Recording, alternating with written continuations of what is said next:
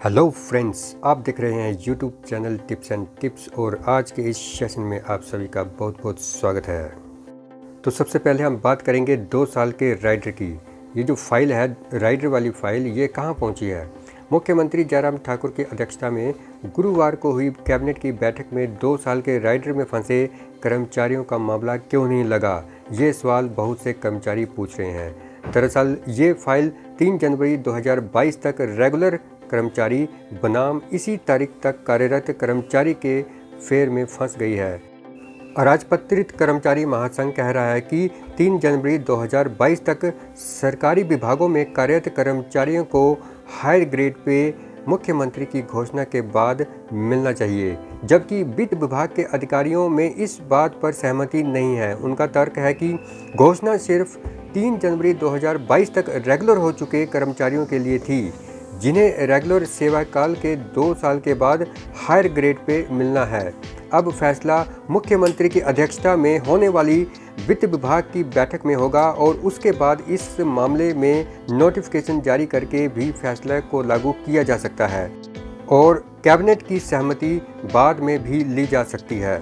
तो दोस्तों, जैसा कि हम जानते हैं कि ये फैसला काफ़ी दिनों से अटका हुआ है, तो उम्मीद है कि जल्द से जल्द इस पर मोहर लगाई जाएगी। तो दोस्तों, आज की दूसरे अपडेट में एसएमसी शिक्षकों के बारे में बात की जाएगी। तो प्रदेश के स्कूलों में अनुबंध आधार पर अपनी सेवाएं दे रहे स्कूलों ने उनके मानदेय में बढ़ोतरी पर मुख्यमंत्री का आभार जताया है। इस दौरान एसएमसी पदाधिकारियों ने शुक्रवार को मुख्यमंत्री जयराम ठाकुर जी से मुलाकात की और उनका आभार व्यक्त किया। एसएमसी शिक्षक पिछले कई सालों से उनके लिए स्थायी पॉलिसी बनाने का मामला उठा रहे हैं। इस दौरान मुख्यमंत्री से इस बारे में भी चर्चा की गई। साथ ही पीटरहॉफ में एसएमसी शिक्षकों का एक बड़ा कार्यक्रम होना है, जिसके लिए 19 से 26 जून के बीच का समय तय किया गया है। इस दौरान सीएम से कार्यक्रम में शिरकत करने के लिए समय मांगा गया है। मुख्यमंत्री ने कहा कि वह इस बारे में उन्हें अवगत करवाएंगे। सरकारी स्कूलों में एसएमसी स्कूल प्रबंधन समिति के तहत 2555 शिक्षक अपनी सेवाएं दे रहे हैं। सरकार ने एक सब कमेटी का गठन किया है, जिसमें शिक्षकों के लिए पॉलिसी बनाने पर विचार हो रहा है। साथ ही इसके क्लॉज 9 और 10 को हटाए जाने पर भी चर्चा चल रही है। अब दोस्तों, देखना यह है कि आने वाले दिनों में सरकार इस पर क्या फैसला लेती है। हिमाचल प्रदेश में पूरी तरह से लागू होगी राष्ट्रीय शिक्षा नीति 2020। नए शिक्षा सचिव ने कार्यभार संभालने के बाद बताई प्राथमिकताएं। राज्य के नए शिक्षा सचिव मनीष गर्ग ने बताया कि राष्ट्रीय शिक्षा नीति को हिमाचल में पूरी तरह से लागू करना उनकी प्राथमिकता रहेगी।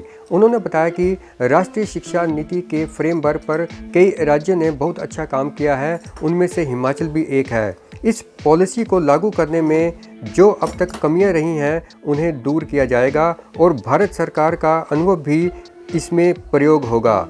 शिक्षा के क्षेत्र में सुधारों पर वे अधिक से अधिक फोकस करेंगे। मिड डे मील को 16 करोड़ स्कूलों में योजना के लिए सरकार ने जारी किया बजट।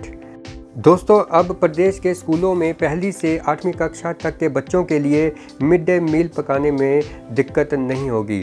प्रारंभिक शिक्षा विभाग ने स्कूलों में मिड डे मील योजना के लिए 16 करोड़ का बजट जारी कर दिया है।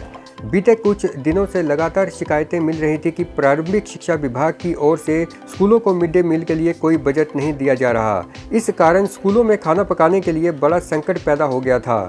सभी स्कूलों में शिक्षक अपनी जेब से मिड डे मील के लिए पैसा खर्च रहे थे। शिक्षा विभाग के पास लगातार शिकायतें मिल रही थी, जिसके बाद अब ब्लॉक स्तर पर यह बजट जारी कर दिया गया है। दोस्तों, अगली अपडेट नेशनल अचीवमेंट सर्वे पर है। तो नेशनल अचीवमेंट सर्वे में सरकारी स्कूल के छात्रों ने कमाल कर दिया है। प्रदेश के सरकारी स्कूलों में पढ़ाई को लेकर बदलते माहौल और विभाग के फैसलों का असर अब जमीन पर दिखाई देने लगा है। एनएएस 2021 में हुए सर्वे की रिपोर्ट न केवल चौंकाने वाली है, बल्कि इस रिपोर्ट को पढ़ने के बाद सरकारी स्कूल और इनके छात्रों पर गर्व की अनुभूति हो रही है।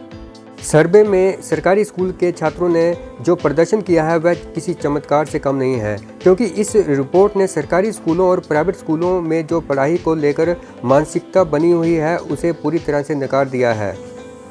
ये सर्वे देश के 720 जिलों में आयोजित किया गया था, जिसमें सभी पर्यवेक्षक बाहर से बुलाए गए थे और मूल्यांकन प्रक्रिया को पूरी तरह से निष्पक्ष रखा गया। चलिए दोस्तों, अब हम बात करते हैं हिमाचल प्रदेश में चल रही कुछ पॉलिटिकल गतिविधियों की। तो इसमें अपडेट ये है कि भाजपा काट सकती है 35% विधायकों के टिकट। जयराम सरकार का करप्शन पर सख्त संदेश। बीजेपी ने विधानसभा चुनाव को देखते हुए हिमाचल प्रदेश में छवि निर्माण की कवायद शुरू कर दी है। प्रदेश नेतृत्व को इस बात से अवगत करवा दिया है कि मंत्रियों और विधायकों के खिलाफ भ्रष्टाचार और अनियमितताओं के आरोपों को बर्दाश्त नहीं किया जाएगा। शीर्ष नेतृत्व ने यह भी बताया कि इस साल के अंत में होने वाले विधानसभा चुनाव में चुनाव लड़ने के लिए प्रदर्शन के अलावा एक साफ रिकॉर्ड भी निर्णायक कारक होगा। वरिष्ठ नेतृत्व ने फैसला लिया कि सत्ता विरोधी लहर को खत्म करने के लिए लगभग 30 से 35% मौजूदा विधायकों को हटाया जा सकता है।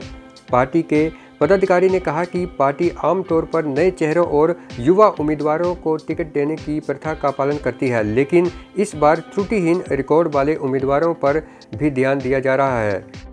पार्टी के पदाधिकारी ने कहा कि उन्हें विशेष रूप से पुलिस पेपर लीक घोटाले की रिपोर्ट और वरिष्ठ अधिकारियों और साथ में कुछ विधायकों के खिलाफ भ्रष्टाचार के आरोपों को सख्ती से निपटना होगा।